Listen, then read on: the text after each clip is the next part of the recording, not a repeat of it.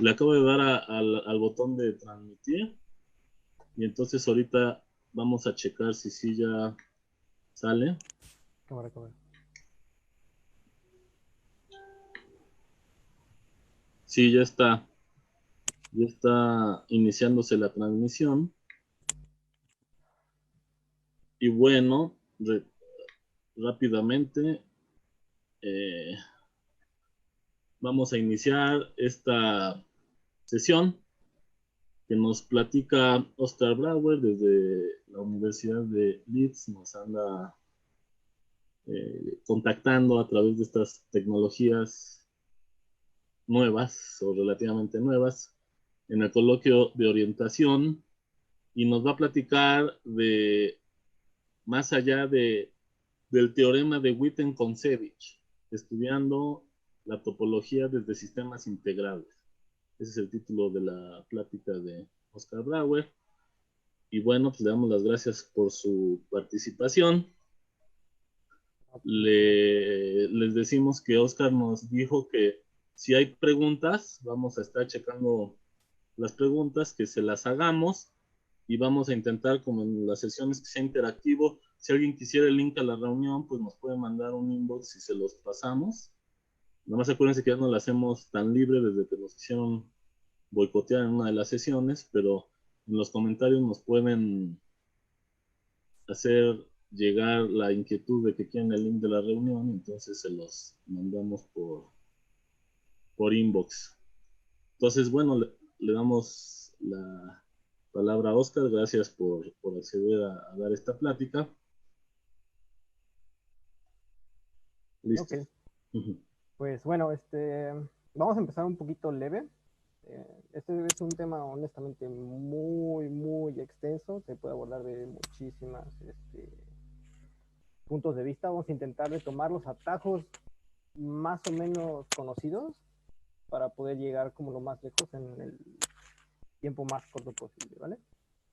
Ok, ¿de dónde comenzó todo esto? Bueno, bueno, el contenido de la plática, vamos a hablar de relatividad general, eh, gravedad de dos dimensional, teorías conforme de campos, espacios móduli, la conjetura de Witten y ecuación de KdV. Y al final, bueno, vamos a hablar un poco de cuáles son las, como a futuro, ¿no? La proyección que tienen estos temas, ¿no? Y qué se está haciendo más o menos hoy en día con los espacios módulos y en dónde anda cada cosa. Bueno, en relatividad general, todo comienza desde que la teoría de Newton existen tres tipos de masas, ¿no?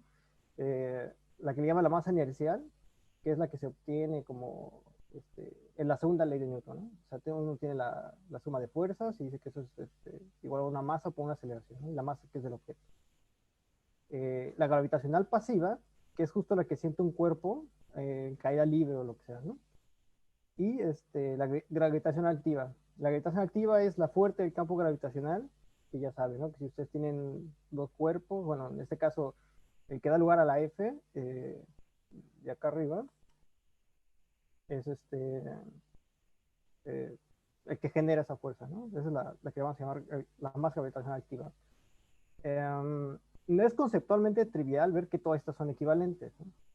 Eh, Podemos ver que la activa y la pasiva eh, son equivalentes como consecuencia de la tercera ley, ¿no? Que dice que las fuerzas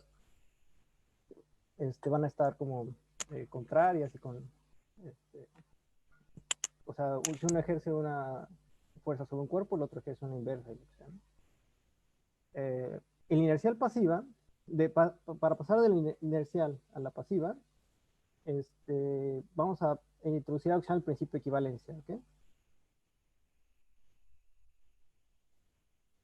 Ok, es un principio este principio de equivalencia, bueno, como si ejemplo los matemáticos, un axioma, ¿no? En lengua de los físicos, o sea, no hay algo todavía que te diga que justo así es, pero bueno, todo parece indicar que así es, tanto así que este hecho se ha verificado con una alta precisión en el famoso experimento Lopo, o está como se diga. Ok, ¿qué es el principio de equivalencia? ¿No? Einstein en 1907 dijo que una pequeña reflexión mostrará que la ley de igualdad entre la masa inercial y la gravitacional es equivalente a decir que la aceleración impartida por un cuerpo por un campo gravitacional es independiente de la naturaleza del cuerpo. Es decir, que para la ecuación de Newton, de un movimiento del movimiento de ecuación de Newton en un campo gravitacional, esto significa que la masa inercial por la aceleración va a ser igual a la intensidad del campo gravitacional por la masa gravitacional, ¿no? Esto es eh, esto solo si hay una igualdad numérica entre la masa inercial y gravitacional, que es la aceleración, que es independiente de la naturaleza del cuerpo. Bueno, ¿esto qué significa? ¿No? Eso significa que localmente no es posible diferenciar un sistema acelerado de uno en un campo gravitacional. Es decir, que si uno tiene la suma de fuerzas eh, que actúa sobre un cuerpo con masa m, va a dar, causar una aceleración A, y esa masa, supongamos que esta fuerza es la de gravedad, bueno, resulta que A va a ser igual a G, ¿no? Aquí le faltó la flechita, porque, bueno, son vectorcitos, ¿no? Creo que al final pues esa flechita, quién sabe. Y bueno, y este principio de equivalencia está curiosamente muy bien eh, recreado en la serie Dragon Ball, ¿no? O sea, cuando Goku va en el espacio, le construye una cápsula especial que justo tiene esta aceleración y él inclusive hasta puede entrenar, ¿no? Sin problema. Y bueno, esto es porque justo la cápsula se va acelerando con la misma, bueno, de hecho aquí, según él, está entrenando a 20 veces, ¿no? La aceleración gravitacional. Entonces, bueno, hice una pequeña animacióncita para ver una de las consecuencias más importantes de este hecho, ¿no? Entonces, supongan que tienen el famosísimo experimento del elevador, ¿no? O sea, si todos están en un elevador y de repente les cortan el cable, ¿ok? ¿Qué va a pasar? Que van a empezar a caer en caída libre, ¿ok? Y si ahora dentro del elevador se les ocurre prender una lamparita, lo que van a ver es que la trayectoria de la lamparita, como justamente el cuerpo se está acelerando, no va a ser una línea recta, sino que va a ser como una parábola, ¿ok? Y esto es pues, muy interesante porque eso significa que la luz ya no viaja en línea recta. Es decir, que el espacio-tiempo no puede ser de Minkowski, porque en un espacio de Minkowski la luz sigue trayectoria recta. Entonces, bueno, esto le llevó a Einstein a preguntarse qué otro tipo de, bueno, no fue inmediato esto, ¿no? Hay una larga discusión sobre la cadena de ideas que lo llevan a concluir esto, pero la solución viene en que consideras espacios curvos, ¿no? Y eh, vamos a hablar de un concepto que se llama fuerzas de marea, y eso nos va a poder ayudar a introducir precisamente a qué nos referimos con curvatura, ¿no? Entonces, vamos a tratar de entender cómo se escribe esto matemáticamente. Creo que aquí falta un videito.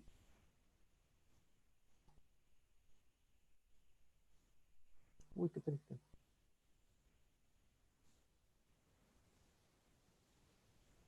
No.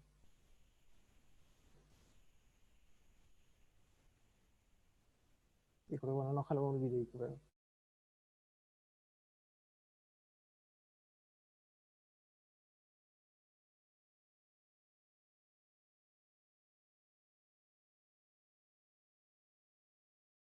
lo que intentamos aquí era mostrar que no es espacio curvo. A ver, si quieren, aguanten un momentito para poder buscarles el video y poder pasárselos porque está muy, muy interesante, está muy, muy bonito.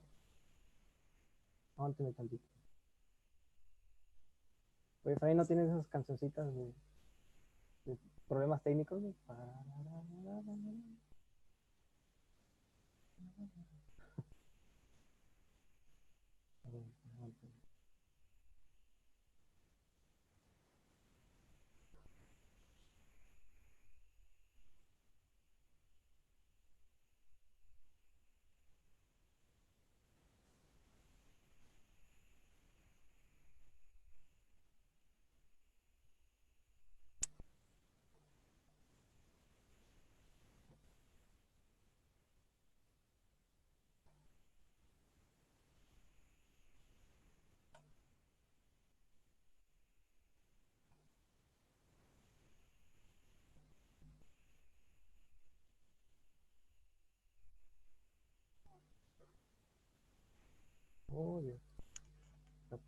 serie todo ponente.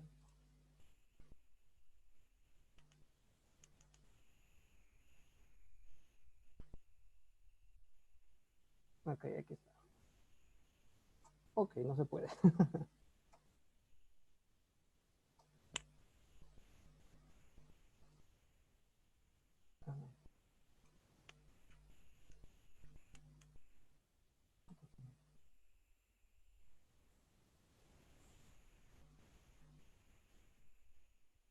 Ah, ya veo, no se termina de bajar. Bueno, ¿qué más hacer?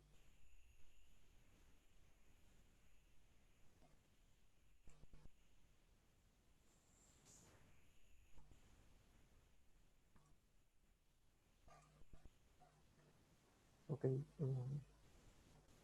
vamos a repetir un poco.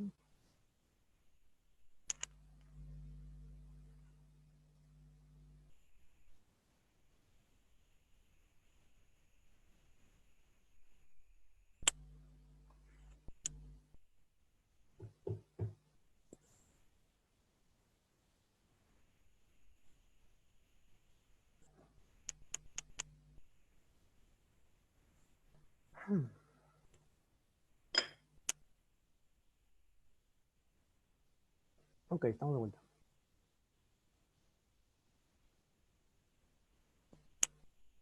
Ok. Ya se bajó el videito. Ya está tantito, ¿eh?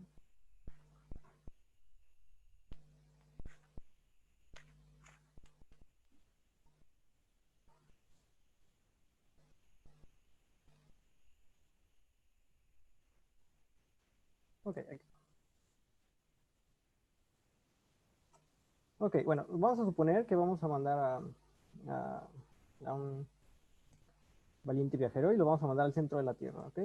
Le construimos un túnel, un trajecito para que esté todo bien. ¿Y qué va a pasar? Que el túnel que hacemos va a ir hasta el centro de la Tierra, ¿ok? Entonces, en su trayectoria, lo que va a ir pasando es que él va a ir en caída libre, ¿no? Y supongamos que hay un objeto cercano a él. Lo que va a ir pasando es que conforme él va descendiendo al centro de la Tierra, este, va a ver que el objeto se le va acercando, ¿no? Y bueno, esto puede ser un poco, bueno, para él está súper chido, pero puede ser un poco bizarro, ¿no? ¿Qué es lo que está pasando? Lo que está pasando en realidad es justo las fuerzas de marea y tiene que ver con un poco la simetría del campo gravitacional. Aquí lo vimos cuando tienes dos objetos cercanos, pero bueno, estar cercano. Puede tener uno aquí en Canadá y otro pues, aquí en Europa, y los dos objetos justo cuando se acercan al centro de la Tierra van a llegar al mismo lugar. Bueno, esos son lo que se les llaman las fuerzas de marea, ¿no? Entonces, eh, estas fuerzas de marea, ¿cómo se describen?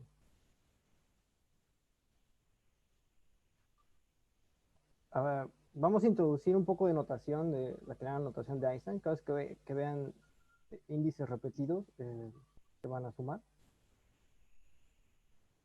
¿Ok? Todo está muy bien, perfecto.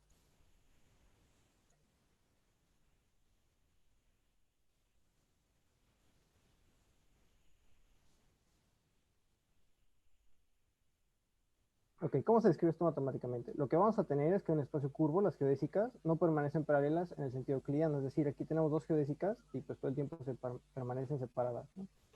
Y en un espacio curvo resulta que esto no es necesariamente cierto, de hecho no lo va a ser. Eh, entonces, lo que vas a tener es que cuando tengas dos geodésicas, lo vamos a denotar como B, el vectorcito que las une, ¿no? O sea, aquí tienes una curva tangente, tienes su espacio tangente, puedes construir este vectorcito, o sea, un poco de talachita, pero ahí se puede construir. Y vamos a denotar como tau el parámetro afín de ambas curvas. Vamos a pedir que estas curvas, bueno, son detalles técnicos, que vivan dentro del cono para que sean causalmente conectadas y que sea dentro de lo que queramos describir en relatividad. El vector de desviación, vamos a notar como B el vector de desviación que conecta ambas curvas cercanas, ¿ok? U alfa, el vector unitario tangente a esta curva. Entonces, en completa analogía con las ecuaciones de Newton, queremos ver si existe un análogo de dx cuadrada con dt, ¿no? Solo que aquí el dt, bueno, es un parámetro afín, que los físicos llaman el tiempo propio. Ese tiempo propio tiene su razón de ser, es el tiempo que mide un observador desde cuando el marco lo va siguiendo el todo el tiempo, ¿ok? Para que justo no haya, eh, es que en realidad existe un concepto que se llama eh, el arco de, bueno, la distancia se mide en espacio y en tiempo simultáneamente. Entonces, en este parámetro de tiempo propio, lo que busca es eliminar todas estas eh, aspectos espaciales, ¿no? Para que solo consideren el tiempo. Y es justo lo que marcaría el reloj que trae en su muñeca, ¿no? Ok, entonces, bueno, ese es el tiempo propio. Y tenemos una expresioncita para, en un marco muy especial, podemos describir este operador diferencial de d tau como, como esta derivada direccional, ¿ok? Entonces, aplicando dos veces este operador al vectorcito b, lo que tenemos es que, bueno, es una talachita un poquito larga, pero bueno, se puede hacer. Y lo importante aquí es que vamos a introducir en este paso eh, esta expresión del famosísimo tensor de Riemann, ¿ok? Este tensor de Riemann es para un marco un poco especial, en el cual los dos campos conmutan, son este, los campos coordenados. Y lo que vamos a ver aquí es que, bueno, uno lo inserta acá y ya aparece, ¿no? Aquí el tensor de Riemann. Y uno puede simplificar un poco esta parte de la expresión usando como Rayleigh inversa. O sea, si, lo que quiere decir es que si expanden esto, van a obtener esto, ¿no? Usando Leibniz. Eh, esta cosa de aquí es justo la ecuación geodésica, ¿no? La ecuación geodésica lo que dice es que esto es cero, ¿no? Todo esto para decir que al final vamos a tener una expresión muy similar, donde la fuerza, o sea, no es lo mismo, pero es muy parecido, ¿no? Donde la fuerza está dada por el tensor de Riemann. Y el tensor de Riemann, en un marco inercial, es decir, estos marcos acelerados, lo podemos expresar en términos de este objeto G. Este objeto G es lo que se le llama la métrica y es lo que ayuda, bueno, es la herramienta que uno tiene en geometría para medir distancias. En este caso, distancias de espacio y tiempo. ¿Ok? Entonces, ahora ok, eso fue relatividad general. Ya más o menos tenemos una idea de que, o sea, lo que quiero sacar de aquí es que el ingrediente esencial para describir la gravedad está muy relacionado con la métrica, ¿ok? Entonces, vamos a intentar, bueno, no vamos a intentar, voy a platicar un poco de los intentos de cuantizar la gravedad. O sea, hay modelos para cuantizarla, pero hasta la fecha ninguno ha sido exitoso. Eh, Tanto que al día de hoy sigue siendo un problema muy complicado y sin resolver. Y aún versiones simplificadas, valga la redundancia, siguen siendo complicadas. ¿Okay? Eh, Vamos a empezar con el modelo más sencillo, que es el dos dimensional. ¿Por qué gravedad 2D? Bueno, porque es la dimensión más baja en la cual el tensor de Riemann no es nulo. ¿Okay? Y es tan sencillo que el tensor de Riemann al final está dado explícitamente sin derivadas de la métrica y con esto que es la curvatura gaussiana. Y aún así, con todas estas implicaciones, cuantizarlo es complicado. Entonces, vamos a repasar un poco eh, los métodos que usan los físicos para cuantizar cosas, ¿no? Está lo que le llaman la primera cuantización, que es un tratamiento semiclásico donde las partículas son descritas como ondas, ¿no? Esto es justo el principio de Broglie, ¿no? Tratar al electrón como una onda y obtienen todos estos fenómenos que antes no sabían que existían, como el efecto túnel y demás cosas, ¿no? Pero este enfoque no nos va a servir a nosotros. ¿Por qué? Porque los campos que actúan sobre las partículas son tratados clásicamente, ¿no? Por ejemplo, uno puede simplemente tal cual meter un potencial electromagnético o lo que sea, ¿no? Entonces hay un paso todavía un poco más un paso adicional que se puede dar en este marco de la primera cuantización, que empieza a tomar un poco más de forma, que son las teorías cuánticas relativistas, pero tienen problemas con que de repente hay partículas que tienen energía negativa y no está muy bien, no está muy claro, ¿no? Nosotros vamos a enfocarnos en la segunda cuantización, lo que llaman la cuantización canónica. Aquí los campos son, matemáticamente eh, eh, son o campos escalares. O sea, campos, ¿qué me refiero a un campo? Va a ser una función que va del espacio Minkowski, en este caso a los escalares, a los espinores, a los vectores, etcétera, ¿no? Y ya los físicos le dan una interpretación a este tipo de cantidades dependiendo de sus propiedades, ¿no? El chiste es que estos campos uno los puede expresar como operadores de campo y realiza una expansión en osciladores y esos osciladores se interpretan eh, como operadores de creación y aniquilación y los estados excitados son los que se interpretan como partículas, ¿no? Entonces es un poco como eh, el, la versión al revés de la primera cuantización, ¿no? En la primera cuantización uno empieza con que sabe que existen las partículas y las quiere tratar como ondas. En la segunda cuantización uno empieza con campos y obtiene partículas, ¿no? Hay otra tercera manera que es con la integral de Feynman. Esta integral está basada en una generalización del principio de acción estacionaria de Hamilton, de la mecánica clásica. Lo interesante es que a pesar de que empezó con eh, eh, de un tratado como un poco, o sea, es clásico en el sentido de que tal cual uno le arroja el potencial que tiene clásicamente, pero bueno, hay detalles que indican a uno que lo que está pasando en el fondo es que desde el principio le da un poco de sentido de onda. ¿Okay? Y hay algo que se llama el teorema de Wick, que es muy importante, y este teorema de Wick sirve para muchas cosas, pero los físicos lo ocupan para dar una equivalencia entre la función de correlación que obtiene de la integral de Feynman con la cuantización canónica, ¿no? Entonces esto es justo lo que da la equivalencia entre las dos formulaciones. Y algo que tiene la formulación de Feynman es que matemáticamente es misteriosa. Los físicos lo ocupan tal cual como una caja negra, ¿no? O sea, no se preocupan si esto es una medida, sobre qué espacio y lo que sea.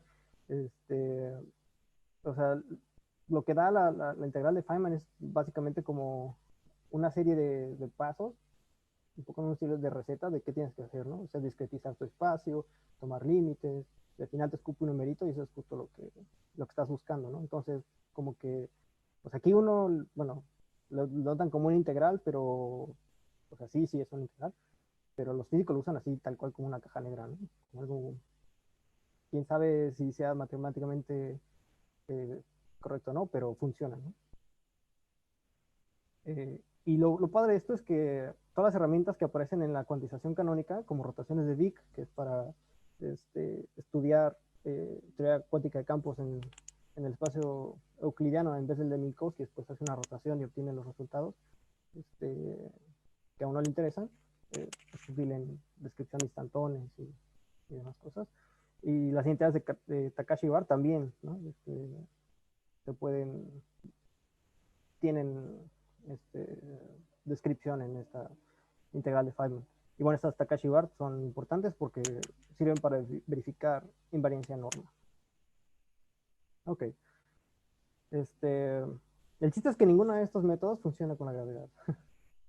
eh, entonces, el modelo de gravedad cuántica dos dimensional, ¿por qué? Porque las funciones de correlación deben calcularse sobre espacios de todas las posibles métricas y todas las superficies, todas posibles superficies.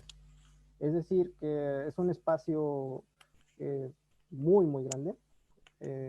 Y en particular el espacio de métricas es de dimensión infinita y no existe una medida natural, por tanto no se puede integrar, no hay una noción de integral en estos espacios. Ok, entonces, ¿qué podemos hacer? Bueno, una posibilidad es discretizar el espacio. Entonces, en vez de pensar en una superficie, podemos pensar en superficies aproximadas por superficies que pueden ser triangulables, ¿ok? Entonces, en vez de estudiar algo continuo, bueno, aquí ya uno introduce una idea de látice un poco similar a lo que hace uno cuando intenta resolver un integral de Feynman. Eh, y las integrales sobre este espacio métricas son reemplazadas por sumas de triangulaciones. Es un problema no sencillo, pero es soluble. Eh, estos problemas ya habían surgido, eh, ya había gente estudiando problemas de numeración de triangulaciones, y está relacionada con la ecuación de KdV, de Cortes de Bris. Este sistema, bueno, le digo sistema, pero aquí se lo puse en ecuación, ¿no? Es una ecuación que pertenece a un sistema de ecuaciones diferenciales parciales que son muy, muy estudiadas en sistemas integrables. ¿Ok? Entonces, eh, ¿qué ha pasado ahorita, no? Que hay un método de cuantización y es triangular la, eh, la superficie, y estas triangulaciones están controladas por esta KdV. ¿Okay? Okay. Ese es un camino, ¿no? Nosotros no vamos a seguir este camino, vamos a seguir otro camino.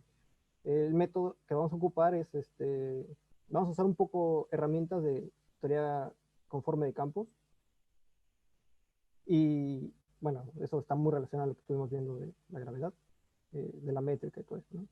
Entonces, el chiste es que ahora para, vamos a intentar otro camino. Y ese camino es restringirse a superficies conformalmente equivalentes, ¿no? ¿Qué es una superficie conformalmente equivalente? Bueno, en un momento lo vas a ver, que es justo transformaciones que a la métrica, a lo más, la cambian en una función. ¿Ok? Es como un múltiplo escalar de la métrica. ¿Ok? Si el espacio es plano, entonces aquí uno reemplaza por la métrica de Minkowski, y esta lambda es 1, ¿no? Y es decir que el grupo de transformaciones es justo, ¿no? El de Poincaré, en el caso de Minkowski, y el de Galileo en el caso euclidiano. Y son las traslaciones y rotaciones, ¿no? En el caso de Galileo son las rotaciones tal cuales las conocemos. En el caso de Poincaré son rotaciones y rotaciones espaciotemporales que le llaman boosts. ¿Okay? Entonces aquí tenemos un ejemplo de una aplicación conforme. Aquí creo que me falló un poquito el dibujo, pero lo que se debería ver es que preservan ángulos, ¿no? Entonces aquí tenemos un ángulo recto, pues aquí debe estar recto, aunque no se ve tan recto en la foto, pero ustedes lo hacen ahí con calma en matemáticas, les va a salir recto, ¿no? Y si no, simplemente googleen eh, transformaciones conformes y van a encontrar muchísimas imágenes. Ok, entonces vamos a intentar estudiar estas transformaciones, eh, y vamos a hacer lo que hacen los físicos para siempre que quieren sacar el álgebra de un grupo, lo que sea, ¿no? O sea, agarran lo que están estudiando, en este caso son las coordenadas, y un epsilon algo, ¿no? Donde este epsilon es como, en este caso es un vector muy, muy pequeñito. Lo que quiere eso significar, ¿no? O sea, pequeñito, como que está ahí cerquitita. Y obviamente, al decir cerquita, pues, bueno, estoy hablando con respecto a esta métrica. Entonces, lo que hacemos es que si la transformación conforme es de este estilo, que nos envía unas coordenadas gorro, en términos de las coordenadas viejas que son sin gorro, y tal cual agarramos esto y lo enchufamos aquí, entonces vamos a obtener una condición, ¿no? Obviamente nos vamos a quedar a primer orden, y todos los órdenes de epsilon cuadrado, como este epsilon dijimos que era muy pequeño, bueno, a la basura, ¿no? Aquí hay una errata, esta nu debe ser chiquita, y tenemos estas ecuacioncitas, ¿no? Es decir, que las ecuaciones a primer orden se escriben, eh, esto es lo que dice que encontramos esta condición para esta lambda, ¿no? En términos de estas epsilon. Eh, Podemos simplificar aún más esa expresión, sacando como la traza, y obtenemos esta ecuacioncita, ¿no? Y con esto, bueno, usando esto y lo anterior, eh, aquí ya podemos tener lambda y despejarla, ¿no? Y es lo que hacemos, la despejamos y la sustituimos en la anterior para que no aparezca aquí lambda, ¿no? Y todo está descrito en términos de esta epsilon.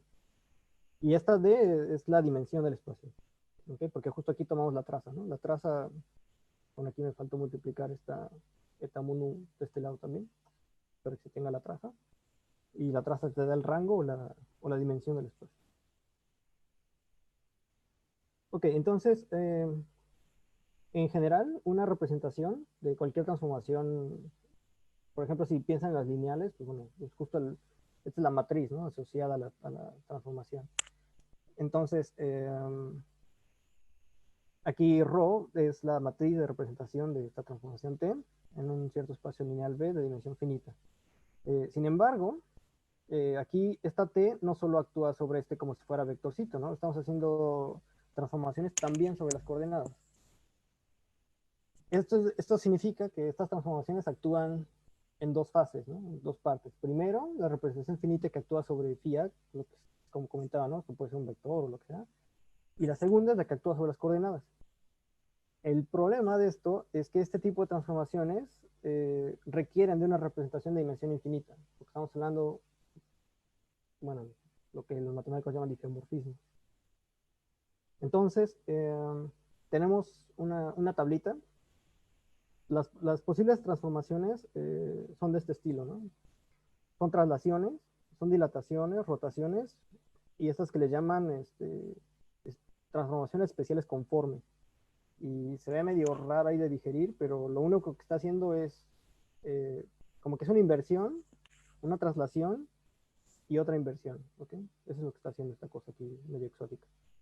Y el chiste es que en una representación infinita, eh, bueno, por ejemplo, a un físico le das esto, le dices, ah, sí, una traslación, claro, es el momento, ¿no? Y el operador asociado al momento es esta, y bueno, si quieren ahí póngale la H barra, ¿no? Si quieren ser más físicos, pero bueno, no estamos metiéndonos en esa onda.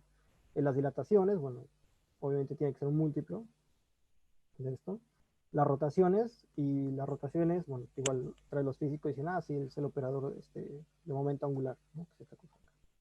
Y estas conformes infinitas, aquí, bueno, ya no, ya no es tan sencillo, pero ese es el operador asociado. O sea, ¿qué es todo esto? O sea, lo único que uno hace es que justo estos ya son elementos del álgebra de Lie de este grupo, ¿no? Entonces, para recuperar estos compas de acá, lo único que hace es uno le pone la exponencial y le escupe esto, ¿no? O sea, si quieren recuperarlo, se lo ponen. Entonces, la condición de invariancia conforme en 2D, en la métrica euclidiana, ahorita vamos a trabajar con métrica euclidiana. Entonces, ok, 2D significa que este D es igual a 2. Este es un producto punto tal cual, o sea, D es parcial I con I, es parcial 1, E1, parcial 2, E2, y así, ¿no? Bueno, solo que aquí usé 0 y 1. 0 y 1 porque, bueno, es la notación usual que tienen los físicos. Lo interesante es que en dos dimensiones, aún en el caso euclidiano, eh, obtenemos unas condiciones para la epsilon. Es decir, que el epsilon debe satisfacer este par de ecuaciones diferenciales. Y estas son las ecuaciones de Cauchy-Riemann. Y esto está muy chido porque hay una teoría muy, muy vasta de... Bueno, esto es justo lo que se estudia en variable compleja, ¿no? Y en mi plática fui bastante suertudo que se conecta con muchas de las pláticas anteriores, la plática de Rodrigo, la plática de César, hablaron mucho de resultados en esto, que obviamente involucraban el variable compleja. Eh, es decir, que esta epsilon, como ya función de z, con z compleja, es holomorfa, pues lo que se llama una función holomorfa. Entonces, esta f de z, porque es lo que habíamos dicho, ¿no? Que la transformación es x más epsilon algo, ¿no? Es decir, que esto es una versión infinitesimal de una transformación conforme cuando esta epsilon es holomorfa, ¿no? Eh, y bueno, si admitimos que esta epsilon y epsilon barra relajamos un poco la condición de holomorfa y más que sean meromorfas, es decir, que son holomorfas salvo en un conjunto de medida cero, Entonces podemos expresar estas cosas como series de Laurent, ¿no? Entonces en particular en zeta cero podemos poner estas series, ¿no? Y estas, ahora aquí es un abuso de notación, de cierta manera, que esta epsilon y esta epsilon n no son la misma, ¿no? Esta epsilon n son los coeficientes de la serie de esta epsilon. Entonces son constantes complejas. Y bueno, igual se puede hacer igual para las barras, ¿no? Resulta que si uno define unos operadores eh, ln y ln barra, resulta que estos operadores satisfacen estas relaciones de conmutación. Esto es a lo que se le conoce como un álgebra de Witt. Eh, es igual, comentaba, ¿no? O sea, uno tiene un álgebra para regresar al grupo, bueno, simplemente usa el exponencial. Eso, hay muchos detalles ahí detrás, ¿no? De por qué eso funciona, a veces solo funciona, no regresa al grupo, sino que lo lleva a la cubierta. Pero bueno, estos son de dimensión infinita, así que muchos de esos resultados ni siquiera son válidos. Pero créanme que el exponencial sí funciona todavía. Entonces, los generadores LN no están globalmente definidos, eh, porque como vimos aquí, bueno, aquí hay como n corren los enteros, obviamente cuando n es igual a 2, para el caso este de aquí, menos 2, bueno, está definido, ¿no? Entonces, lo que es más práctico es estudiarlas desde una compactificación conforme del plano, es decir, en la esfera, la famosa esfera de Riemann. ¿Cuál es la diferencia? Si ustedes se preguntan cuál es la diferencia entre la esfera normal y la esfera de Riemann, bueno, la esfera de Riemann es esta esfera que tiene estructura compleja, ¿no? Que uno localmente lo puede aproximar en vez del plano R2, la línea compleja de C, ¿no? El plano complejo.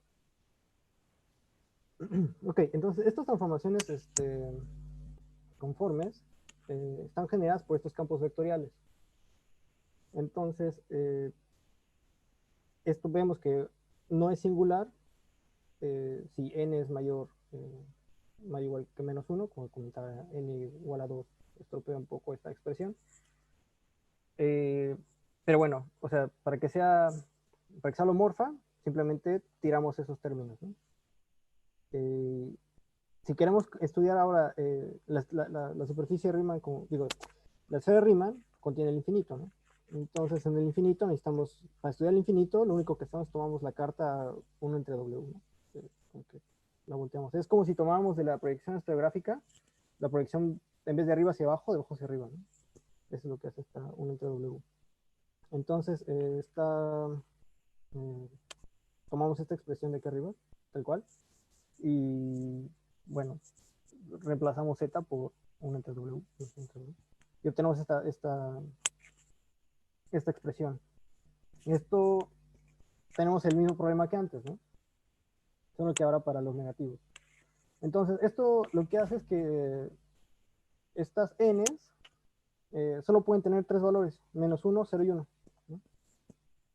Ojo, que esto solo es válido para la esfera, ¿ok? Solo estamos estudiando el caso muy particular de la esfera. ¿Ok? Entonces, el álgebra de Witt está generada por los elementos L-1, 0 y 1, y también los que tienen la barra, ¿no? Los conjugados. La forma finita de estas transformaciones está dada por justo lo que esperábamos, ¿no? Las transformaciones de medios. Y aquí podemos interpretar algunas, la transformación. Entonces, las traslaciones están dadas por, bueno, aquí hice un poco de cambio de notación, porque aquí puse A, B, Z y C. Pero bueno, hay una manera de expresar las transformaciones de medios como matrices, y eso es lo que estoy haciendo aquí, ¿no? Pongo las transformaciones de medios en esta notación matricial. Y las traslaciones están de esta manera, dilataciones, rotaciones y las preciosas conformes. Es decir, todo el grupo está perfectamente representado aquí, ¿no? Entonces, vamos a usar vamos a introducir algo que se llama el álgebra de Virasoro. Entonces, dado un álgebra de Lie, podemos escribir una extensión central. Esta extensión central es simplemente agregarle este operador, bueno, no es operador, esta forma bilineal, y que de alguna manera como que extiende esta álgebra de Lie, incorporando lo que le llaman la carga central. ¿Ok? Entonces, simplemente, o sea, tal cual tómenlo como definición, definen un nuevo corchete en términos del viejo con esta forma bilineal, ¿no? Y vemos que los vectores no se hablan con esta carga central y la carga central. Eh, ok. Entonces, de vuelta al caso general, eh, no el de la esfera, el caso general con las L's completas, aquí vamos a anotarlas como L mayúscula. Entonces, las relaciones de conmutación son de este estilo, ¿no? Porque acuérdense que esas son las que habíamos encontrado aquí, ¿no? Aquí están las N, M y N es igual a bla, bla, bla, ¿no? Entonces, lo único que estamos haciendo es tomando esa álgebra y estamos haciendo eh, este, su extensión central, ¿ok? Entonces, lo que hay que hacer, bueno, uno pone este operador lineal y uno puede usar la compatibilidad del corchete de Lie, las relaciones de conmutación, para obtener una expresión recursiva para P en M y N, de tal manera que uno puede encontrar explícitamente la expresión de P y MN, ¿no? Y bueno, lo único que encuentra es esto de acá. Y bueno, esto es justo lo que le llaman el álgebra Virasoro. Este resultado es muy importante, pero guárdenlo ahorita, ¿ok? No lo vamos a ocupar ahorita. Pero quiero mencionar algo respecto a esto. Que en general, el grupo de cohomología del álgebra de Witt clasifica las extensiones centrales del álgebra. Es decir, que el álgebra de Virasoro corresponde al segundo grupo de cohomología del álgebra de Witt, ¿okay? Porque justo es una extensión central. Y más adelante veremos cómo este hecho nos permitirá estudiar los anillos de cohomología de espacios móduli de las superficies de Riemann en la conjetura de Witten. ¿Ok? Entonces vamos a empezar ahora con espacios móduli. Los espacios móduli, o sea, un poco punto y aparte, ¿no? Los espacios móduli son un intento de encontrar las posibles estructuras complejas de una superficie de Riemann. ¿Cómo lo vamos a lograr? Bueno, tratando de describir familias de objetos equivalentes. Y por familias me refiero a familias de superficies de Riemann con puntos marcados biolomórficamente equivalentes. Un biolomorfismo es una función que es holomorfa de ida y de regreso, ¿no? Invertible y holomorfa de ida y de regreso. Entonces vamos a definir MGN como el conjunto que contiene clases de isomorfismos de superficies de Riemann. Esta X, la superficie de Riemann, vamos a poner, esta G va a denotar el género y N el número de puntos marcados. ¿Ok? Y vamos a pedir algo más, esto que le llaman la condición de estabilidad. Esa condición de estabilidad va a estar ligada con que el grupo de automorfismos sea finito. Ahorita vamos a ver más o menos por qué. Ok, entonces los elementos de MGN van a tener característica de la negativa, que es justo la condición de estabilidad. En general, este MGN no es una variedad, sino algo un poquito más general que se llama un orbifold. Afortunadamente va a ser suave, va a ser complejo. Un orbifold simplemente es una variedad y en algunos puntos va a tener, bueno, admite singularidades y también en algunos otros puntos va a haber como un grupo, eh, eh, este, un grupo finito actuando, ¿vale? O sea, el ejemplo clásico es que tienen un círculo, ¿ok? Y lo que pueden hacer es el cociente del círculo con Z2 es identificar el ángulo recorrido para arriba y para abajo, ¿no? Entonces lo que obtienen cuando hacen el cociente pues es como aplanado, ¿no? Y van a tener frontera, porque justo aplanaron el círculo, pero lo que van a ver es que la imagen inversa de cada punto obviamente venía excepto las orillas, cualquier imagen de este punto viene de dos, ¿no? Es decir, como que hay una manera que el espacio recuerde ese tipo de información que se perdió en el aplastado. Eh, MGN no va a ser compacto en general, sin embargo, lo podemos compactificar. Eh, y bueno, y también tiene dimensión 3G menos 3 más o menos. Este último resultado se puede sacar con la fórmula de Riemann-Roch.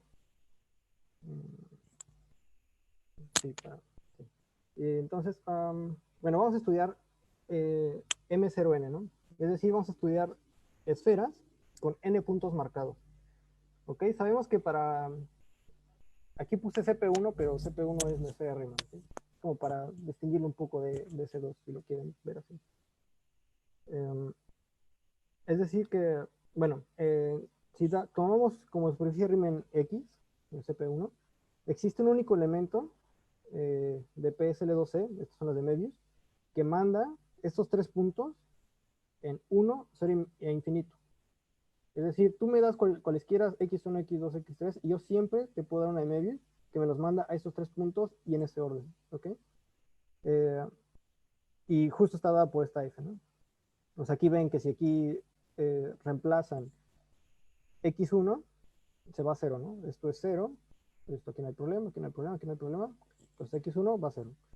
Ahora vamos a mandar X2 a 1. Ponemos aquí X2, tenemos X2 menos X1, que con este X2 menos X1 se dividen, ¿no?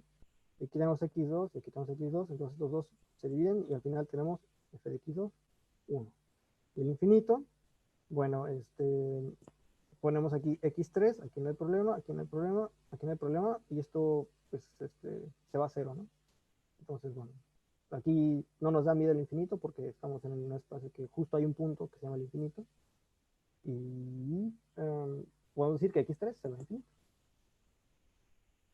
Ok, vamos a hablar un poco de qué anda con estos automorfismos. ¿Qué pasa o sea, el primer espacio módulo estable va a ser M03, ¿ok?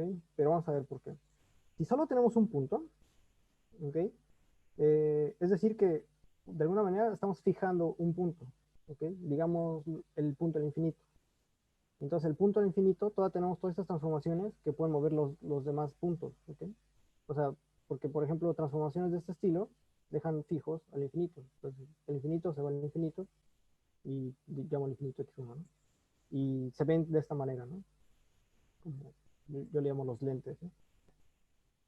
Ahora, y este grupo que queda acá no es finito, ¿no? Porque justo estos dos parámetros A y B están con los complejos. O sea, me refiero a finito en el orden, no tanto en la dimensión. Ahora, ¿qué pasa cuando tenemos dos puntos? Cuando tenemos dos puntos, bueno, vamos a pensar que ahora vamos a tomar x1 a infinito y x2 a 0. Y las transformaciones de Möbius que me dejan esos puntos son las rotaciones, ¿no? También las expansiones. Pero bueno, aquí dibujé una rotación porque también se ve claro, ¿no? Que aquí este punto queda fijo, este punto queda fijo, pero sin embargo estos tienen libertad, ¿no? Y, es, y otra vez tenemos que el grupo de automorfismos no es finito. Pero ahora, si en cambio tenemos tres puntos, como ya he mencionado, tres puntos solo se pueden ir de una esfera a otra por una de Möbius y solo una. ¿Okay? Eh, por ejemplo, si van viendo, como aquí hay como flujos por todos lados, y aquí poco a poco, conforme vamos a aumentar el número de puntos, esos flujos se van restringiendo más, ¿no? Al punto en el cual esos flujos ya se dejan de mover y obtenemos la estabilización, ¿no? La razón de que estos grupos de automorfismo deban de ser finitos es porque cuando uno quiera definir formas diferenciales en un orbifold, lo puede hacer casi de la misma manera que lo hace en manifolds, bueno, variedades, solo que uno tiene que dividir entre el orden del grupo. Entonces, si este grupo es infinito, bueno, no está bien definida esa integral, ¿no? Ahora vamos a ver qué pasa si seguimos agregando. Aquí ya vimos en N03 que con tres puntos ya estaba fijo el asunto, ¿no? Ya no hay nada más que hacer. Y sin embargo, bueno, aquí vemos entonces, por tanto, que con dar una esfera y dar tres puntos, pues todas solo pueden ser una, ¿no? Es decir, que el módulo de M03 solo consiste en un punto, una clase. ¿Okay? Ahora vamos a ver qué pasa si seguimos aumentando el número de puntos. Si aumentamos el número de puntos, Bueno, lo que va a pasar es que este punto adicional, mientras que estos tres van a estar fijos, este punto adicional puede andar por donde sea. O sea, este va a tener libertad, se va a poder mover en cualquier lado, no va a estar restringida por las de Möbius, pero sin embargo, como ya agotamos las de Möbius, el grupo de automorfismos sigue siendo finito, pero este X4 va a vivir en un CP, bueno, va a vivir en una esfera, pero no cualquier esfera, una esfera que no tiene estos tres puntos, ¿no? Es decir, que el módulo de M04 es la esfera menos tres puntos. Ahora, ¿qué pasa cuando agregamos más y más puntos? Bueno, lo que va a pasar es que estos puntos vamos a tener una esfera por cada punto que agreguemos y estos puntos no se pueden, pero estas esferas van a estar mm, muy raras porque a cada una le tenemos que quitar 0, 1 e infinito, pero tampoco vamos a permitir que dos puntos se vean, ¿no? Entre este T1 y T2 y lo que sea. Entonces, el dibujito se las debo, ¿no? Ok, vamos a pasar a M0, género 1. ¿Qué pasa con el género 1? Ahora lo que vamos a estar, vamos a tomar los espacios móduli de toros, y los toros, hay un hecho muy conocido que los toros se pueden obtener como cocientes con lápices, ¿no? Con enrejados. Y estos enrejados eh, están definidos por estos dos numeritos, ¿no? N y M. Y este enrejado es base isomorfo al pi 1 del toro, y bueno, justo aquí se ve que es Z2. Lo curioso es que este enrejado tiene ciertas simetrías que permite describirlos por un parámetro tau, ¿ok? Eh, a ver, déjenme, si puedo dibujarles un poquito aquí.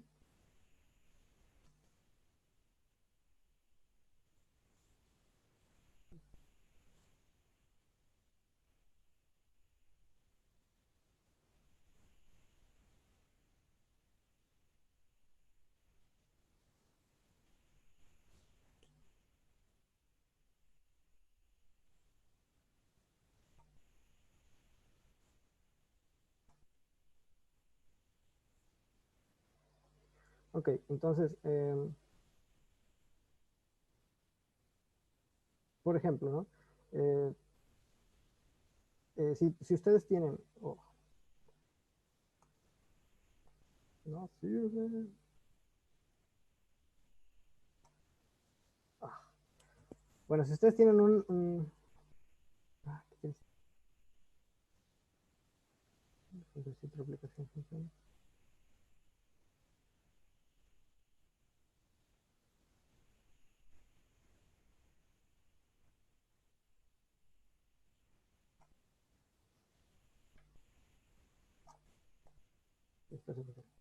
Ok, si ustedes tienen, en este caso, R2, y hacen la identificación de este punto 1 y 1, eh, el módulo este látice, bueno, es decir, que identifican todos los enteros en este R y en este R.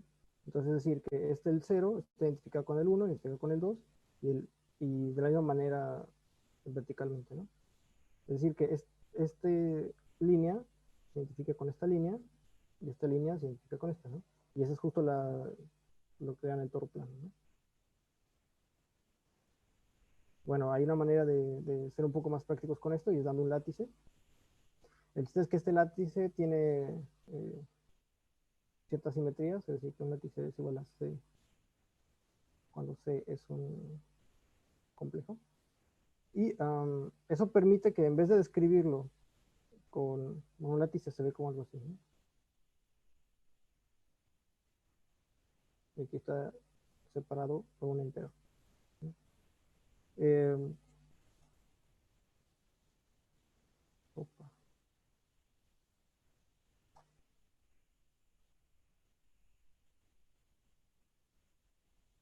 El chiste es que usando esa simetría uno puede simplemente, el látice está generado por dos vectorcitos, pero bueno, usando la simetría del látice puede escribirlo en términos de solo uno, que es este tau.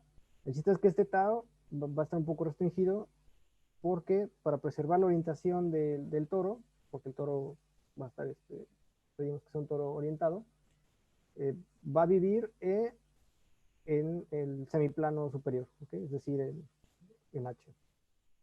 Entonces, cualquier eh, toro puede ser descrito como un cociente de C con este látice. Tenemos un teorema que si dado T1 y T2, acuérdense que cada T1 me ha descrito un toro, por esto que mencioné anteriormente. Entonces, si tenemos dos toros generados por Tau1 y Tau2, van a ser biolomorfos, sí, solo sí, se pueden transformar esta Tau1 a Tau2 de esta manera, ¿no? Y esto parece un poco una Möbius, pero no es una Möbius. Este es otro grupo que se llaman el SL2Z, ¿okay? Porque para empezar, estos coeficientes A, B, C y D van a ser enteros. Y aquí en vez de que sean distintos de cero, bueno, que sean uno. El chiste es que este SL2Z tiene dos generadores. Uno que son traslaciones, que nos permiten, si tomamos este como dominio fundamental, esto de acá, nos traslada este dominio a este dominio y este dominio así. Y la otra es como una estilo inversión. Y por ejemplo, si uno pone aquí el círculo unitario, es como toda esta región de acá azul se va a ir en este conito acá, ¿no?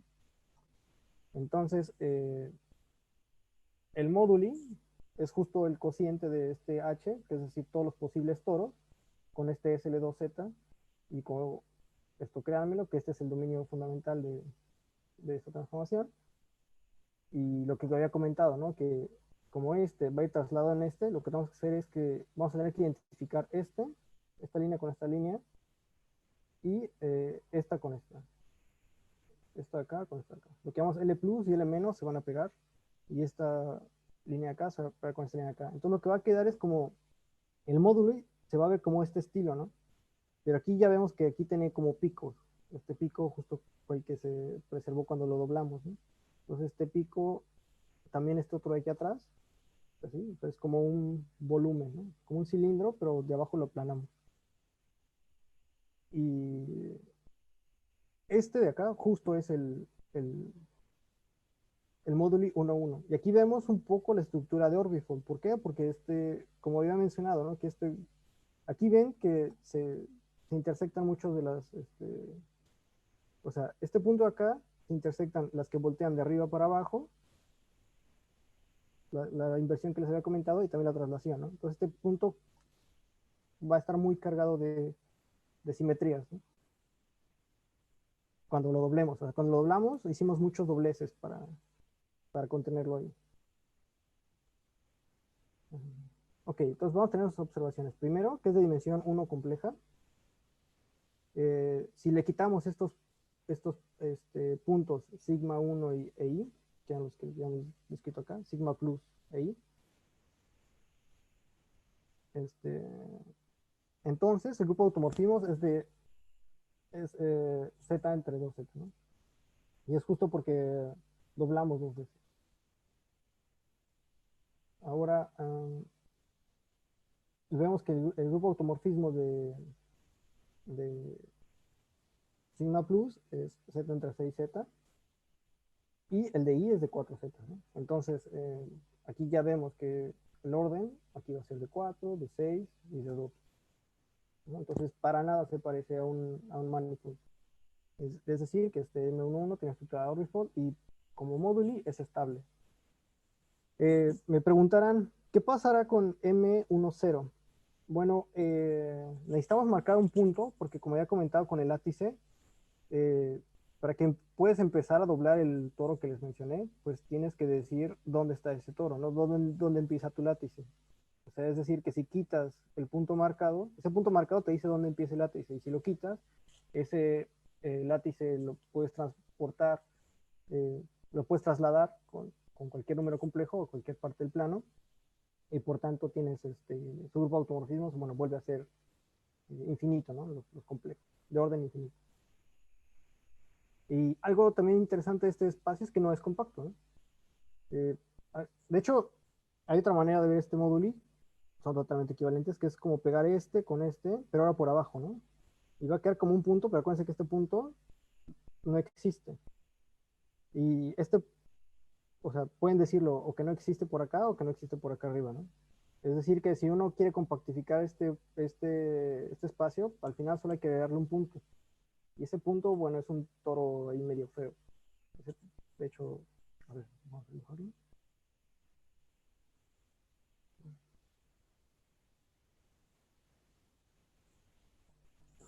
Ese toro justo va a corresponder a este toro, ¿no? O sea, en el cual uno acuérdense que tiene como dos generadores de círculos, este círculo, el círculo externo y el círculo interno. Bueno, aquí uno de esos colapsa, ¿no? Entonces, eh, esto en realidad se puede ver como una esfera en el cual vamos acercando estos dos puntos, ¿no? Y bueno, vamos a ver que en la compactificación justamente va a ser eso.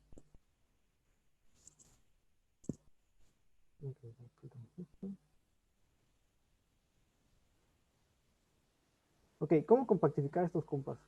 Bueno, el chiste es que, como ya vimos, tendríamos que agregar espacios con nodos. Y eso es justo lo que vamos a tener que hacer. Vamos a compactificar un espacio módulo y agregándole superficies nodales estables, porque no queremos perder esta estabilidad. La codimensión va a estar dada por el número de nodos.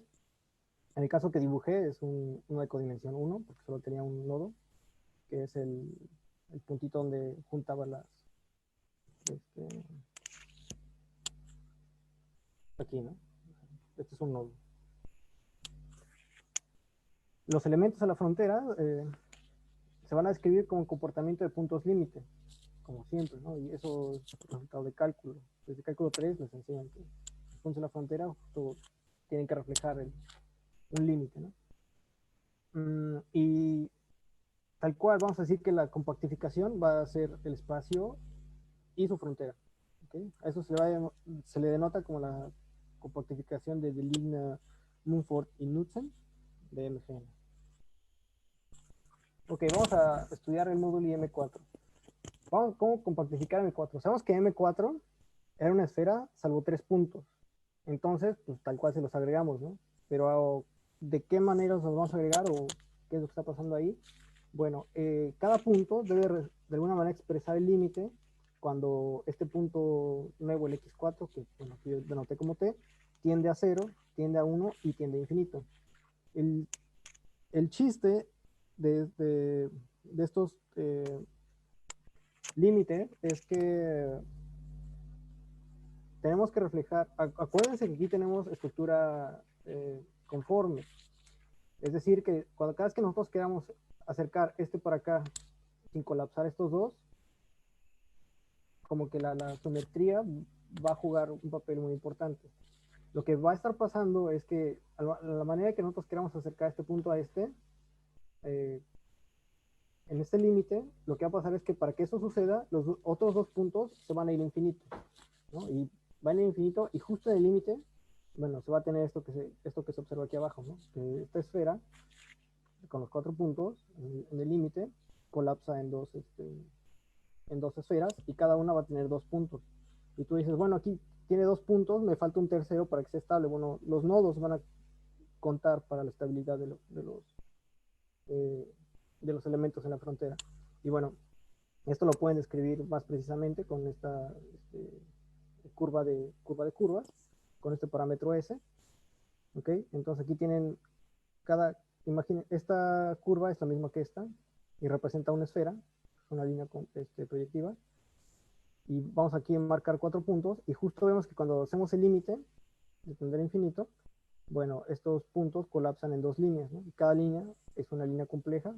Esta línea corresponde a esta esfera, esta otra línea corresponde a esta otra esfera, y en una marcamos 2 puntos, x3, x2, x2, x3 y x1, x4. Ahora M05. M05 es un problema bastante más complicado, pero también interesante, y todavía se puede hacer en un tiempo relativamente corto. Habíamos comentado que ahora vamos a tener dos esferas y a cada una debemos de quitar el punto 0, 1 y infinito. Y aquí vemos que tenemos, aquí se me olvidó marcar, aquí hay 1 y aquí en infinito también. Pues aquí tenemos el infinito cero de la primera esfera y la segunda esfera. Aquí tenemos el infinito infinito de la primera esfera y la segunda esfera. Y también que este T no... acuérdense que aquí tenemos otros dos puntos adicionales, ¿no? T1 y T2. Bueno, también tenemos que quitar esta diagonal, ¿no? Que son cuando T1 es igual a T2. Entonces, ¿cómo lo hacemos para compactificar M05? Bueno, M05 va a tener fronteras distintas de codimensiones. Vamos a empezar con la primera. Codimensión 1 significa tomar el límite entre dos puntos, ¿ok? Y dejar los otros tres intactos. Es decir, que la curva nodal van a ser dos esferas con un nodo y cada elemento va a ser isomorfa a M03 y M04. ¿Cómo vemos eso? Déjenme poner para dibujar. Es decir, que vamos a tener 5 puntos, 1, 2, 3, 4 y 5. Y lo que vamos a hacer es que vamos a tomar el límite cuando estos dos se junten y estos tres van a quedar separados. Entonces en el límite va a quedar una esfera con dos puntos intersectado con estos tres, ¿sí? Y este aquí el nodo, ¿no? Entonces el nodo va a permitir que este sea estable y este es un M03 y este de acá va a ser un M04. ¿Okay? Ya vimos que este cote de acá es un punto y este de acá es una esfera, ¿no?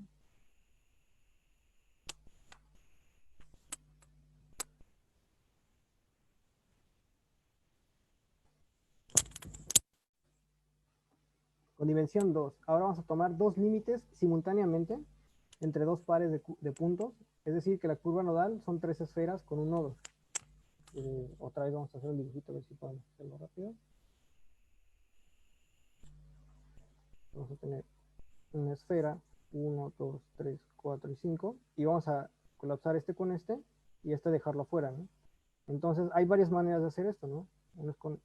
O sea, este va a quedar, justo cuando colapsamos este con este, de alguna manera creamos un nodo aquí, que es esto de acá, y ya tenemos tres, y vamos a poder, o sea, esto debe ser simultáneamente, ¿no? Pero bueno, vamos a suponer que podemos tomarnos un paso intermedio, y lo que va a pasar es que estos dos, cuando se colapsen, bueno, van a quedar aquí aislados, ¿no? Y este va a ser un M03, M03, porque aquí 1, 2, 3, y es acá 1, 2 y 3, va a ser igual M03.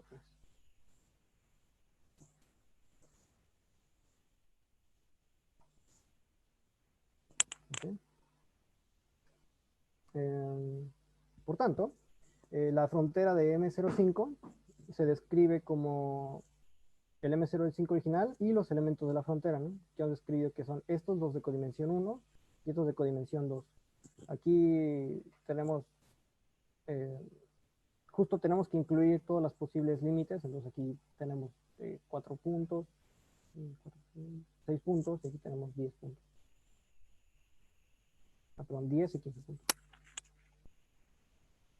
¿Okay? Lo curioso es que, por ejemplo, codimensión 2 tiene dimensión 0 y codimensión 1 tiene dimensión 1. ¿Sí? Es decir, que la frontera es de distinta dimensión. O sea, sí, claro, en topología pasa que la frontera de un espacio tiene esa distinta dimensión, pero aquí vemos que, de hecho, si vamos subiendo el M05, M06, M07, vamos a tener una colección de elementos de la frontera de distintas dimensiones, ¿no? Y bueno, esto se le conoce como un stack de Lignum-Munfo. Ok, ya más o menos vimos que es un espacio móduli, cómo compactificarlo. Entonces, cuando es compacto, no solo sabemos que es compacto, sino que en cada punto marcado el espacio es suave. Esto no va a ser el caso en los nodos, ¿no? Pero si no nos acercamos en un nodo y lo dejamos en paz, entonces es suave. Y como es suave, podemos definir un haz de líneas sobre MGN. Este haz de líneas nos permite definir las primeras clases de churn. Ok, y esta clase de churn es un invariante topológico que, bueno, cuando uno pone un as para calcular estas clases de churn simplemente van a ser polinomios del tensor de Riemann, si quieren verlo así. ¿Okay? Y el tensor de Riemann viene una conexión, pero pueden probar que este invariante topológico no va a depender de la conexión. Entonces, con esto vamos a agarrar tantas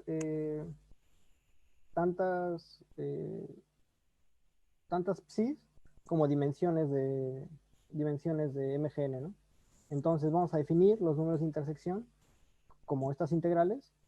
Esta es la famosa notación de Witten, bueno, casi la notación de Witten.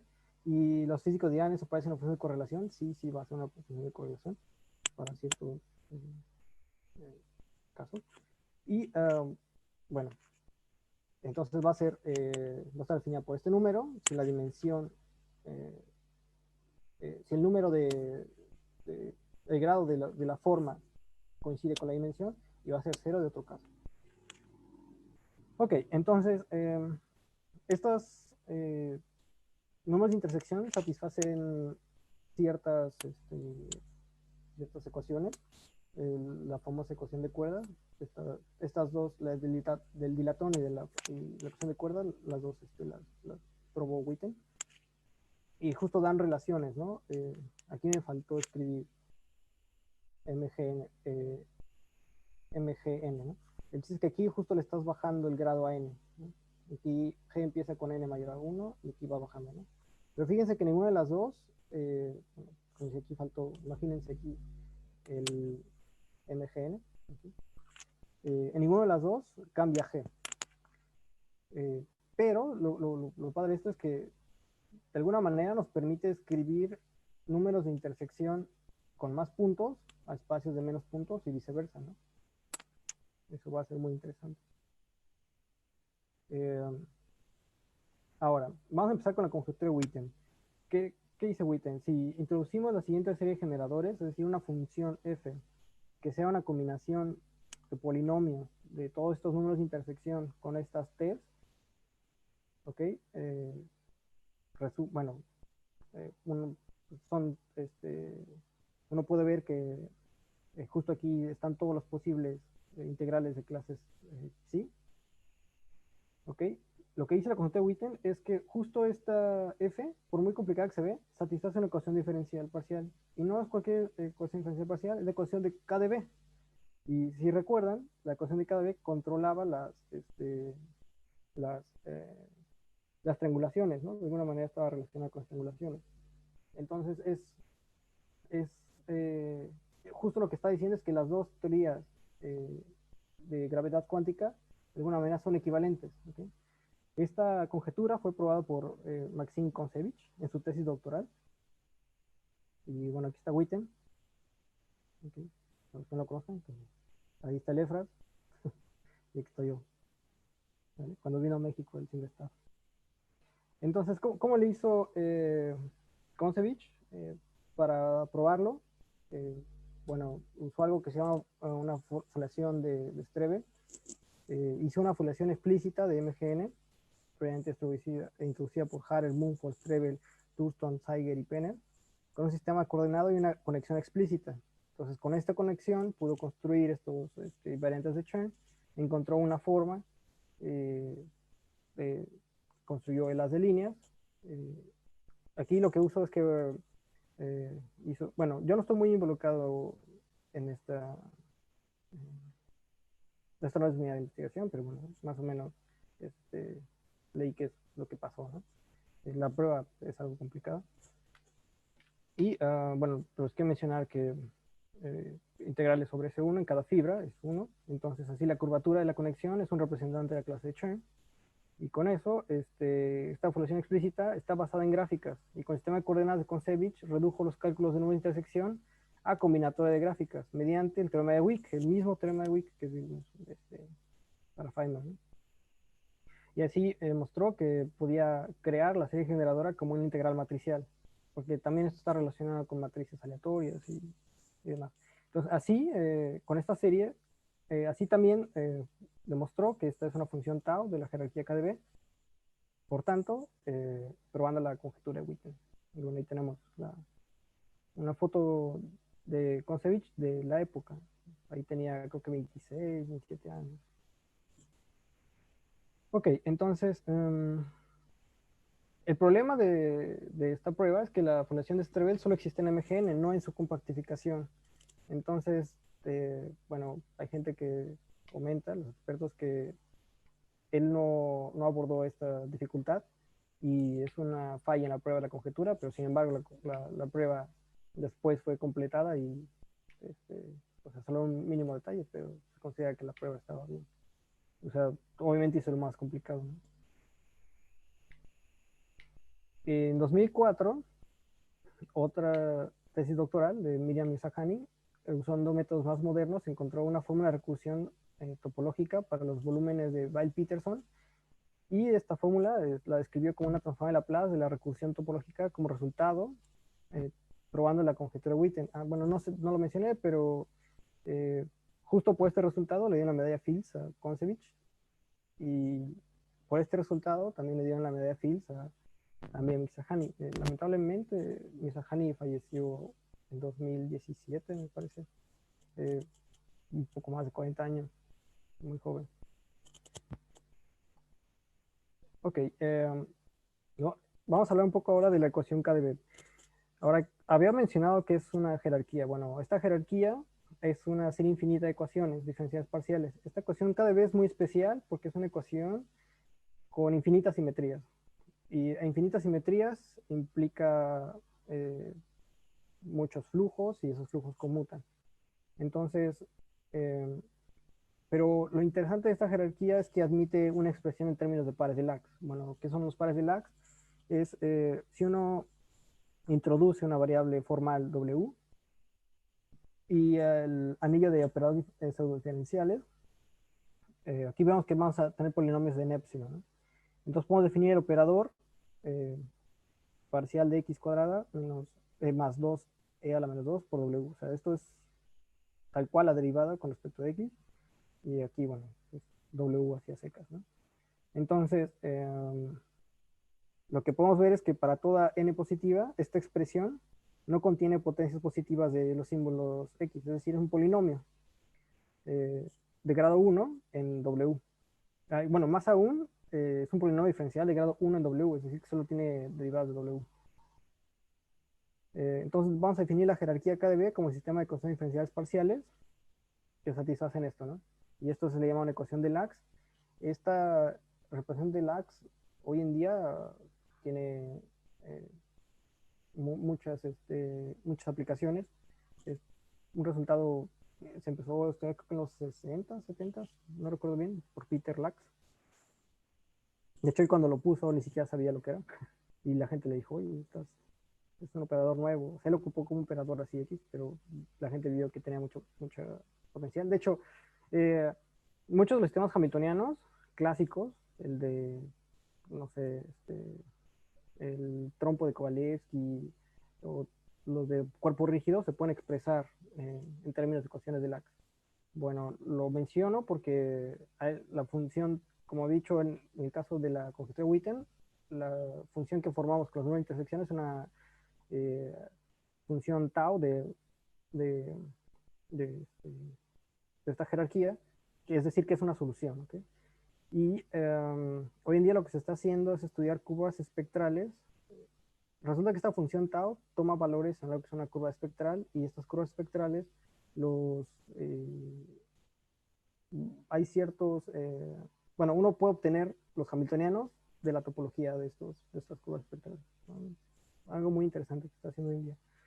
Ok, la conjetura de Witten implica que este operador L es una solución a las ecuaciones de Lax, que es acá arriba, y la exponencial de f de t1, t0, t1, lo que sea, es la correspondiente función tau. Ok, de vuelta al álgebra de Virasoro, porque ¿se acuerdan de Virasoro? Bueno, habíamos dicho que para el caso g igual a 0 solo teníamos 3. Bueno, ¿qué significan esas 3? Bueno, esas 3 son la ecuación de cuerda y del dilatón, ¿no? La otra no es relevante. Y si introducimos la función de partición z, que es justo lo que vamos a decir partición z para los físicos, pero función tau para los matemáticos, es aniquilada por estos operadores lineales, ¿no? Y bueno, es decir, que es compatible con el álgebra de Virasoro. El álgebra de Virasoro, acuérdense que el álgebra de Virasoro estaba ligada al segundo grupo de cohomología, es decir, lo que estamos estudiando aquí en realidad son los anillos de cohomología de MGN. ¿Okay? Es un resultado bastante complicado, muy poderoso. ¿Okay? Entonces, estamos viendo que la jerarquía KDB permite determinar todos los números de intersección en G igual a 0. Un resultado similar existe para los toros, es G igual a 1. En G mayor que 2 se conocen algunas relaciones, pero son las famosas relaciones de Faber. Estas son relaciones en el anillo de cohomología.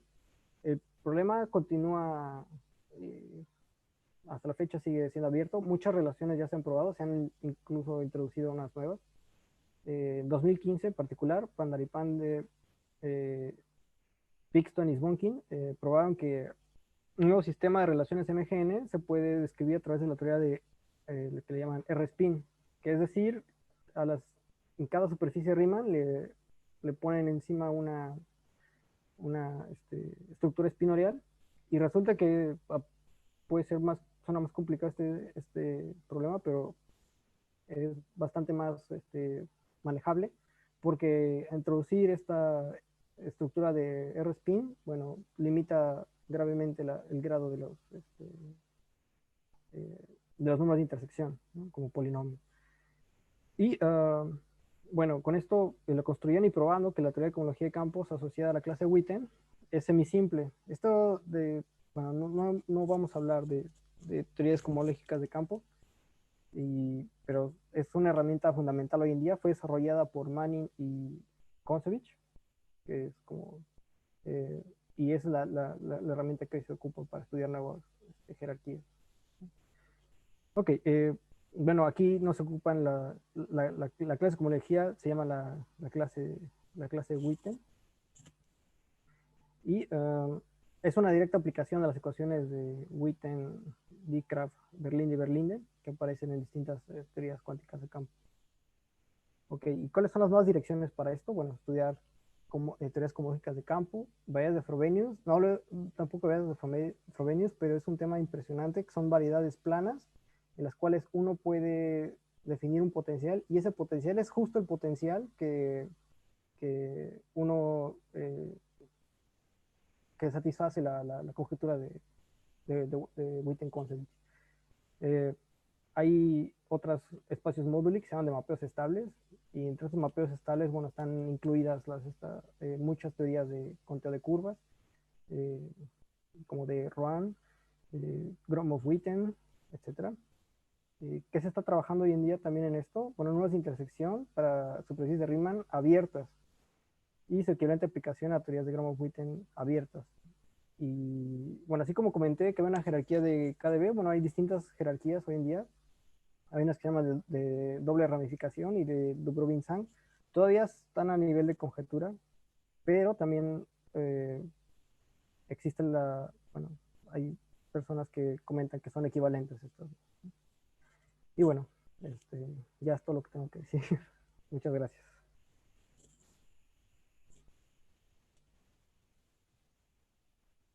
Ok.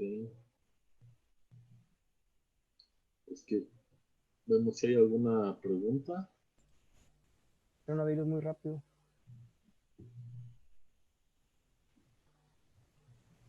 Hasta hace ratito no habían hecho preguntas, pues. Si alguien tiene alguna, O si todo alguien muy tiene, claro o todo lo contrario, ¿no? si alguien tiene alguna pregunta, puede hacerla y se la pasamos ahorita a Oscar.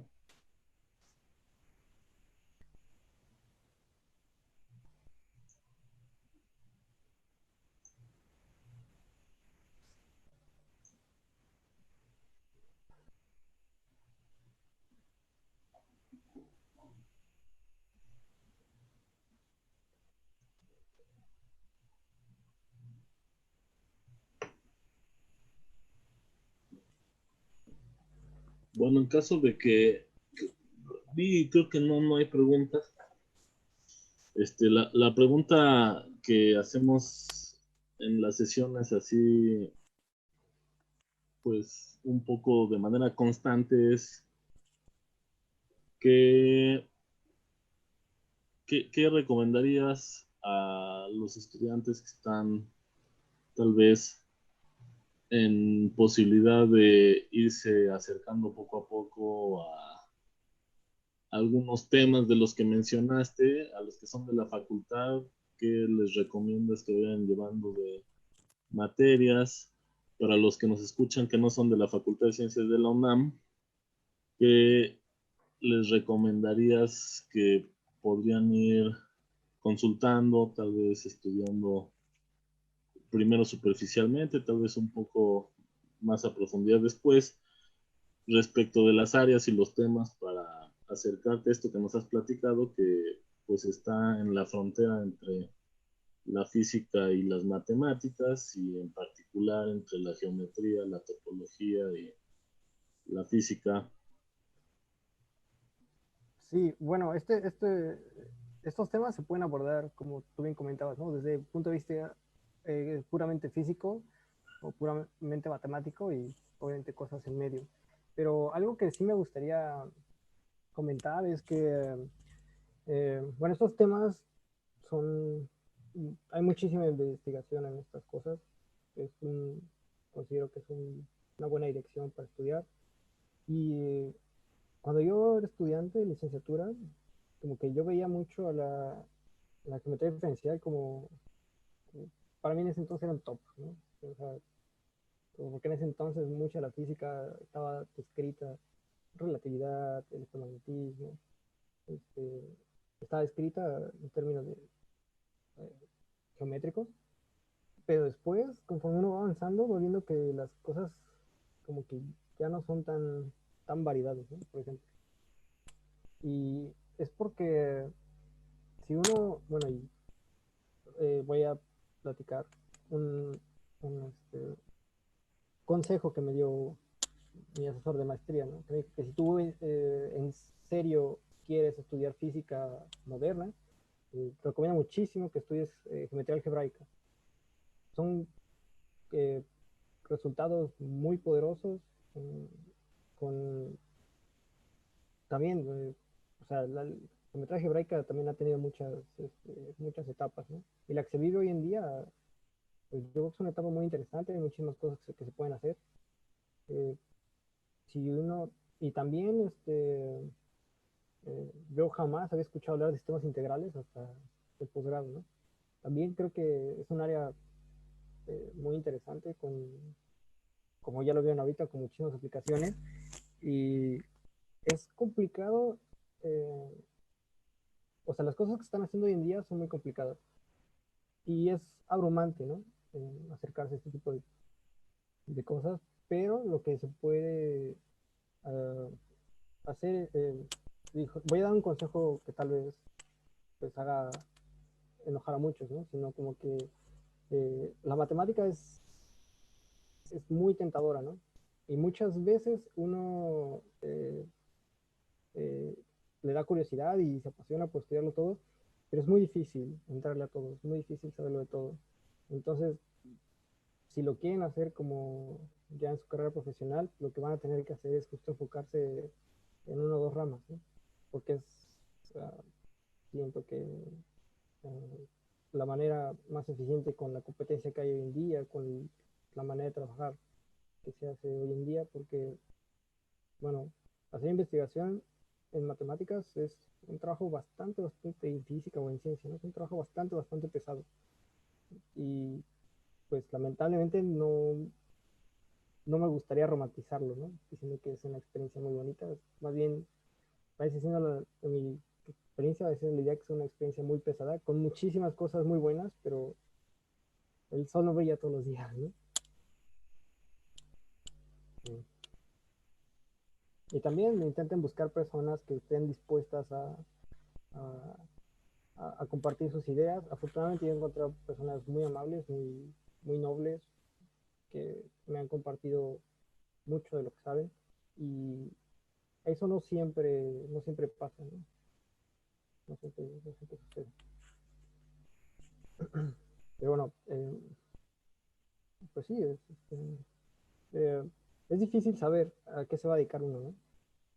Pero yo creo que la carrera está de alguna manera todavía hecha para eso, para explorar muchas direcciones y, y pues ir buscando seminarios que no se dejen, bueno, más bien no se dejen intimidar por el título de seminarios, ¿no? O sea, hay seminarios que dicen, esa cosa no tengo ni la más remota idea qué es o para qué sirve. Y bueno, que hace unos una o dos clases para más o menos ver qué es que se está haciendo. Bueno, puede ser bastante útil, ¿no? Porque sí, bueno, como la vida en general, ¿no? Encontrar un camino es difícil. Y más en la matemática, que hay tantos caminos. Y eso, ¿no? ¿Qué opinas, profe? No te digo, no te digo, no te digo. Perdón, es que le apreté al que no era. Este, por ahí hay una pregunta de Jav AAE, que qué referencias recomiendas de lectura. Um, Lamentablemente hay muy pocos libros en esto. Hay artículos muy buenos. Uno es de Svonkin, que es como los que quieren empezar a estudiar esto. Así búscalo, Svonkin Moduli en Google. No recuerdo el nombre del paper, pero es así como introducción a espacios Moduli o algo así. Pero con esto en Google lo encuentras. Eh, Hay uno, bueno, como lo más parecido a un libro es eh, uno, creo que es de la AMS, que se llama Mirror Symmetry.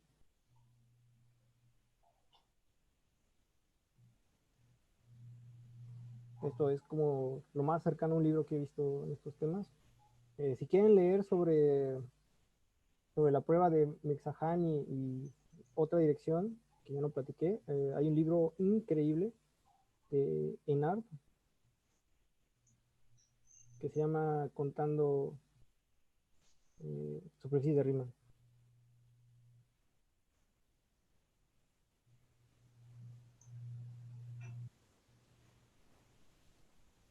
Este libro es muy bueno. Este es de 2015, o sea, no, 2017, 2015, algo así, es muy nuevo.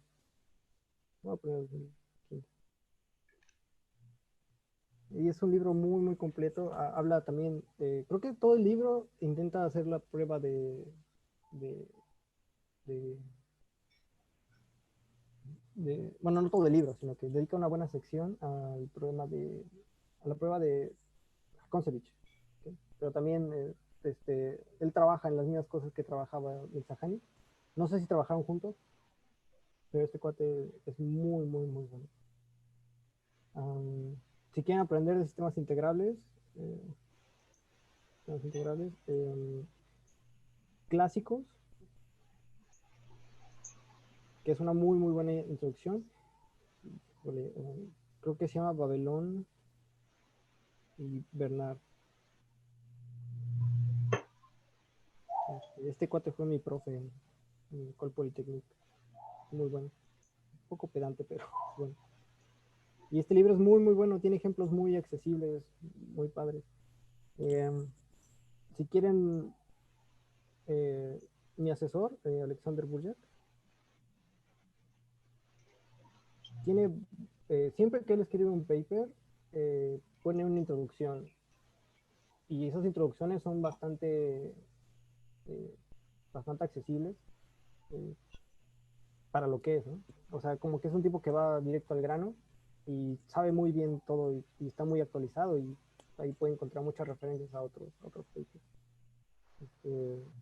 En particular hay un paper muy bueno que me gustó mucho que se llama New Directions o así. Ahí está. New Approaches.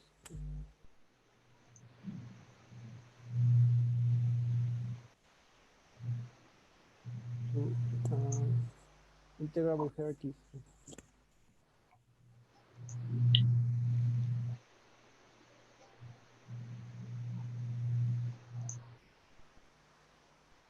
Of Topological.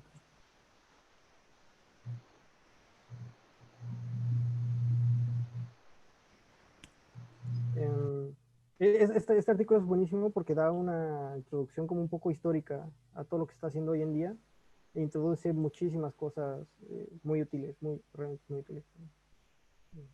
Este, Él apenas fue galardonado con la medalla Whitehead y le pidieron que escribiera como que al respecto. Y, bueno, creo que de ahí salieron muchas cosas.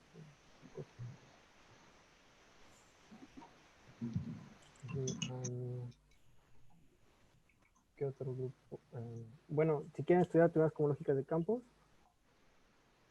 de libros de Manning y Konsevich, creo. Y estos son así balas de cañón.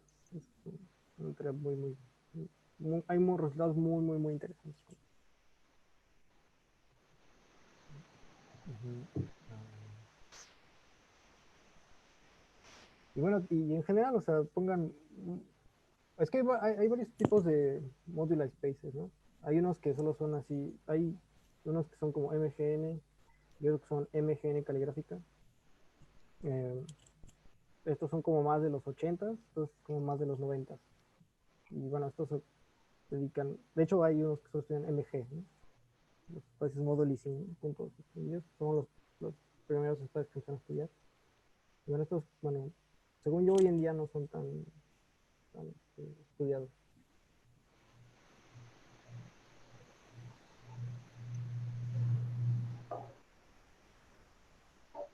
Y bueno, también quería comentar que, eh, por ejemplo, esta ecuación de KdV tiene muchísimas aplicaciones a fluidos, inclusive en medicina. Este, hay varias simulaciones que se han hecho con estructura de las ecuaciones de KdV.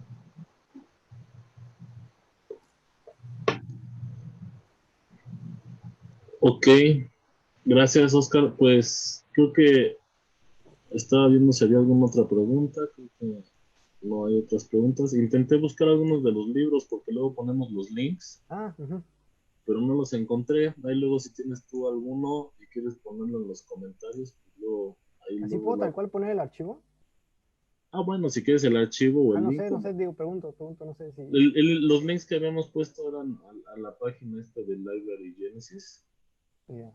Ahí por si querían bajarlos, pero bueno, ahora busqué los que pusiste, pero no encontré, a lo mejor no los busqué bien, pero bueno, ahí si luego tienes alguno, pues poner Sí, los claro, puedo links. poner todos sí, claro. Vale.